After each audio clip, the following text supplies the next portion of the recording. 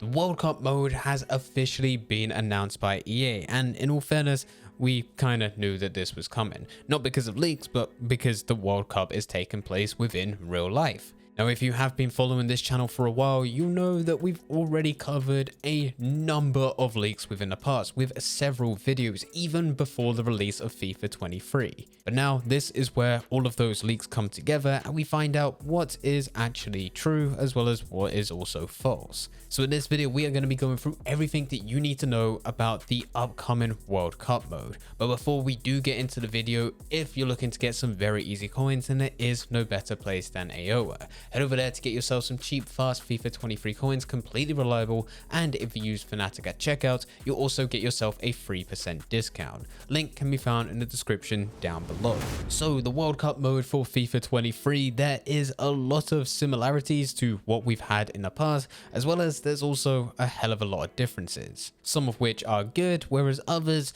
not so good. And I am going to start off this video by saying, let me know all your thoughts in the comment section down below for what has been revealed. And if you haven't seen the trailer, of course you have this video, and let me know at the end once we actually go through everything. So firstly, the release date. The World Cup mode will be releasing on the 9th of November, which is just 1 week at the time of this video being uploaded. And the good thing is that it is entirely free, just like it has always been free, so this is definitely a benefit. You will not need to do anything, it's just on the day of the 9th of November, as soon as EA actually pushes the update, you will get a notification and it'll probably be a couple gigabytes, we'll soon see. And it's just a case of waiting until it's downloaded and you will have a dedicated section to the World Cup where you can go through all the different game modes. So let's actually talk about those game modes.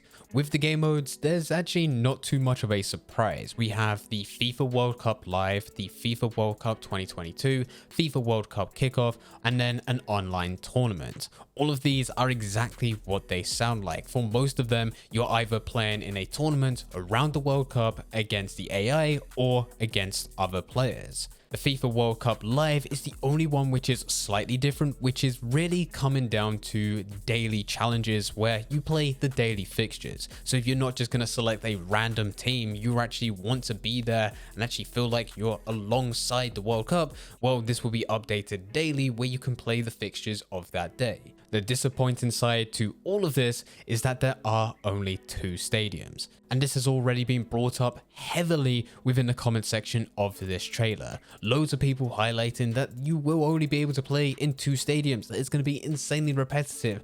And they've also linked it back to previous FIFAs where the World Cup mode has been added and they have all stadiums, so this is definitely lacking in FIFA 23. With some of these game modes, you have a few options to go a bit further, so if you do want to customize the fixtures, you're welcome to do so, and you can also include some of the teams which didn't qualify. So you're not just limited to the 32 teams which will be participating within the World Cup, there are also a few more on top. And with all of these game modes, it's been highlighted that there is dedicated visuals, dedicated cinematics, and new commentary to go alongside all of this. And it certainly gives a much fresher feel, and it's kind of weird saying that because we still are only 1 month into FIFA 23, just over.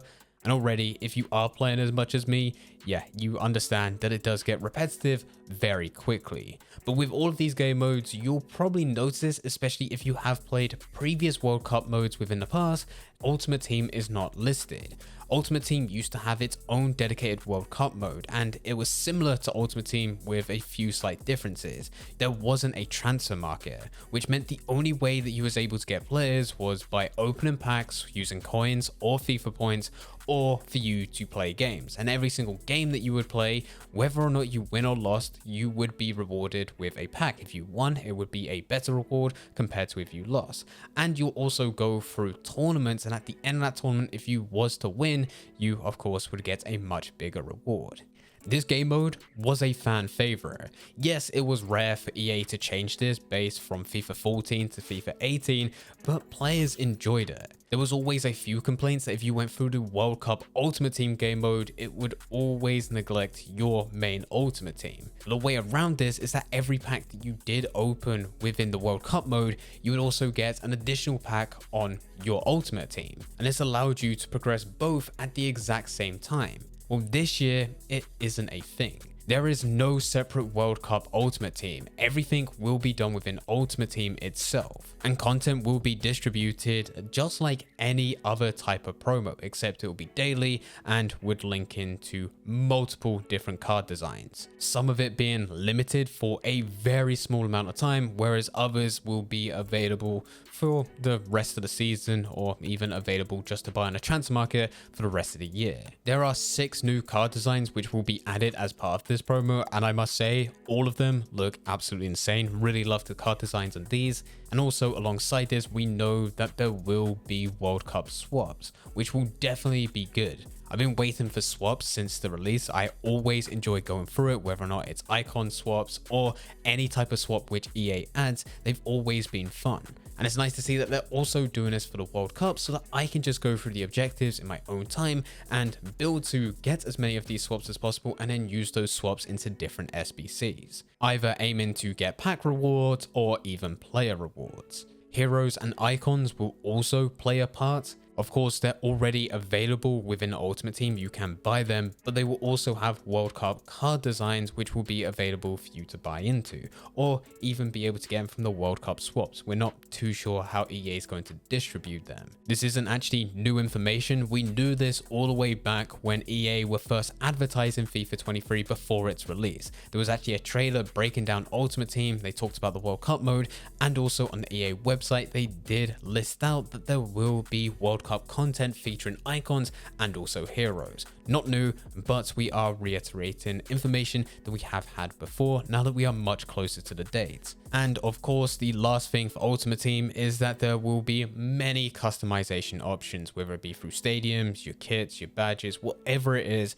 It will be available as part of the daily content which will be released as part of SBC's objectives, or maybe EA just gifting it to you for the sake of gifting it to you. More than anything with Ultimate Team this year, it is just like any other type of promo, which I guess makes sense, especially considering we are still early within FIFA 23, but at the exact same time, there were so many players that were hoping for a separate game mode, just because they thoroughly enjoyed it within previous years. So this is the point in which I tell you my thoughts. Overall, I'm still excited for this as free content at the end of the day, but there are some disappointing aspects. Firstly, it's disappointing that there is only 2 stadiums. Now for me personally, I'm not actually going to be going through many of the kickoff or online tournaments or even the World Cup live. I may play a few games, but it's not something that I do religiously, as well as I haven't played too many games in these types of game modes in previous FIFAs. That doesn't change, but I do see a lot of upset that there is only 2 stadiums. Even if it does mean that they've gone through more cinematics and it feels like a much more immersive game,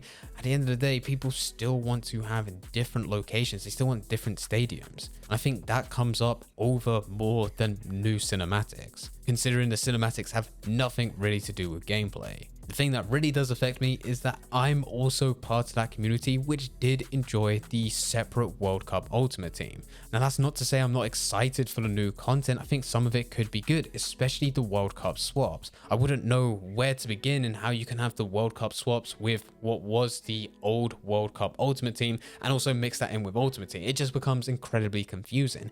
And for that, it does make sense why EA dropped it, but at the exact same time, I had some good memories, some very good memories going through that game mode, and I would love to have gone through them again with more and up-to-date new players. And I'm not the only one that feels this way.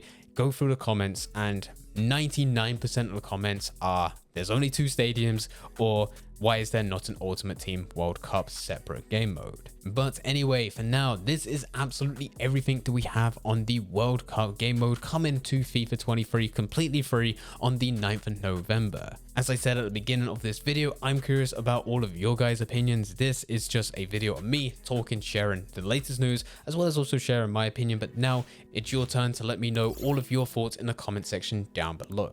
But anyway, guys, I hope you guys did enjoy it. If you did enjoy it, don't forget to leave a like and subscribe. But for now, I'm going. So see ya.